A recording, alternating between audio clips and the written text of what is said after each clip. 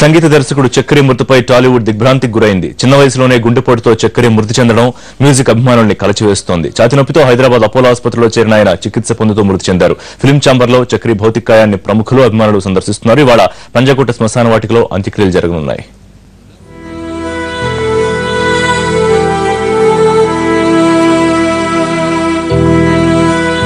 టాలీవుడ్ ను మరో విషాద వార్త కలచివేసింది. ప్రముఖ సంగీత దర్శకుడు చక్రి గుండెపోటుతో తిరిగిరాని లోకాలకు వెళ్లిపోయారు. ఛాతీ నొప్పితో హైదరాబాద్ అపోలో ఆసుపత్రిలో చేరిన ఆయన చికిత్స పొందుతూ మృతి చెందారు. ఆయన వయసు 40 సంవత్సరాలు.